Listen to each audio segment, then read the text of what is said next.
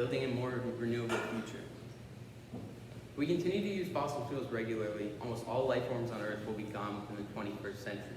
This is due to climate change, and one of the leading factors in climate change is, quote, the amount of greenhouse gases in the atmosphere, said Julia Rosen, who's a journalist with a PhD in geology.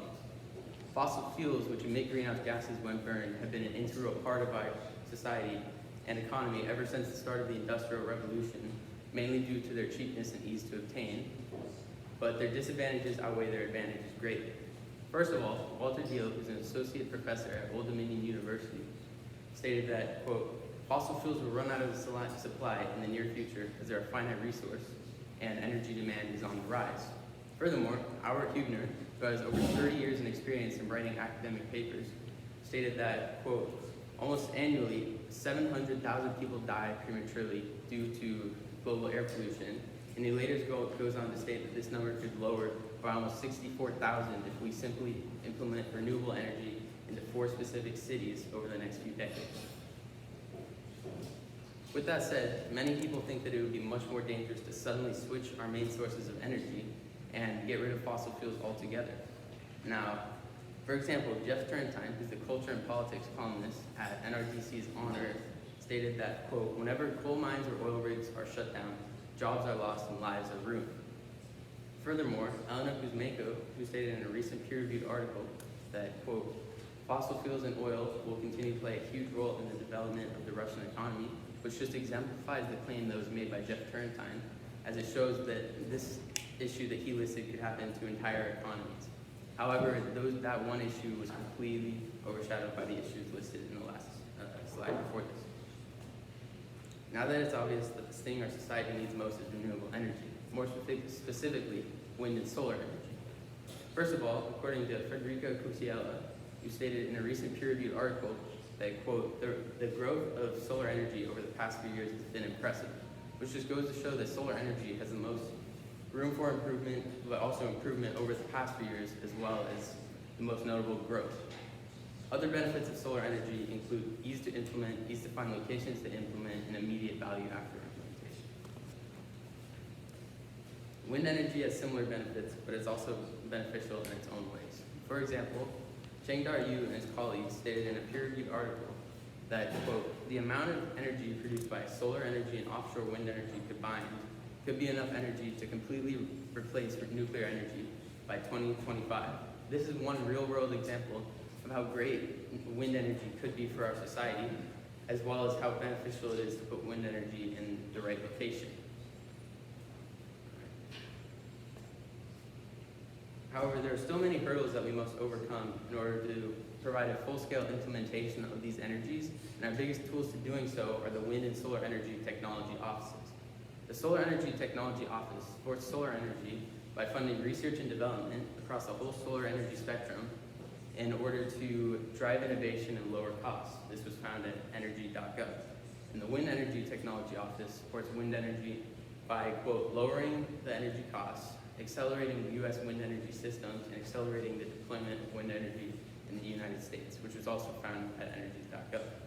This is important because if we can provide enough funding for these organizations and to the point where they'll be able to completely accomplish their goals, we will have a, quote, decarbonized economy by 2050 and a decarbonized energy sector by 2035, which was stated by the organizations themselves. Since I interpreted the stimulus material to be based off of resilience, I thought it would make sense to take a look at our future, and more specifically, how we would grow resilient to climate change in our future. Which is why, in addition to renewable energies, we need to pair that with green architecture in order to really end climate change. This is because, quote, we have the technologies that we know can help prevent climate change, which was stated by Julia Watson, who's an architect who graduated from Harvard. In this quote, she's referring to the many strategies that ancient civilizations used in order to overcome harsh conditions that they were put into, which just goes to show how beneficial it could be to live more naturally. Furthermore, similar arguments have been expressed by scholars like Joseph Allen, who's the director of the Healthy Buildings Institute at Harvard University. He stated that, quote, most people understand that getting off of fossil fuels is central to our climate goals. But what most people don't understand is that we won't be able to do this without fundamentally changing our buildings, which is why this is such an important topic to cover. Now, there are many ways we could implement this renewable architecture into our society, but the most notable ways for people like me and you to do it are in our own homes. It's also important to note that these changes could really happen at any scale. No matter what it is, it will help out greatly. Now, these changes include LED lighting, as it's more energy efficient, more windows, as it reduces the amount of artificial lighting we can produce with energy, better insulation, as it reduces the amount of AC you need to use, and many more, which were all listed by Steve Simino, who's a journalist focusing on architecture and design.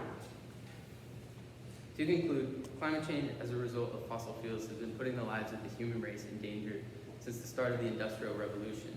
And this is because the global temperature is expected to rise between, quote, 2 and 3 degrees Celsius, which would challenge many systems that we rely on today, which include industry, agriculture, transportation, infrastructure, and many more, which are stated by David Wallace Wells.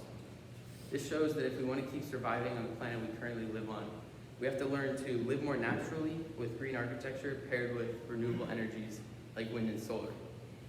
This entire issue was perfectly summed up in the poem titled Warned, written by Sylvia Stoltz, where she stated that, quote, as they say, you can't blame pollution alone. So, as they say, you reap what you've sown. So plant a better seed, tear up old roots, cultivate weed. Now, the main idea of this poem is that we can't keep blaming pollution on other things. We really have to take responsibility for the damage we've done ourselves by planting a better, more renewable seed. Thank you. Terrific, thanks, Carter. Okay, I had a couple of questions for you, and then I'll wrap this thing up. So for the first question, what evidence did you gather that you didn't include in this presentation? And maybe why did you choose not to include that evidence? Yeah, so as I said, I interpreted the stimulus material really to be based off of resilience. So I used that kind of as a keyword in most of my searches on EBSCO, Google Scholar, and just basic Google searches, which led me to 6 or 8 sources that really were focused on resilience. But as I started writing my paper, I realized that wasn't really the main thing I wanted to focus on as much as other topics that I included, so that's why I didn't include most of those sources. Okay, perfect. And then as a follow-up, how is your conclusion in conversation with one or more of the sources that you examined? Yeah, so my conclusion, as many other conclusions, agreed that fossil fuels will continue to grow as an issue in the future as they're a finite resource.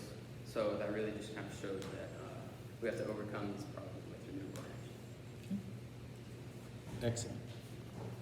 Thanks very much.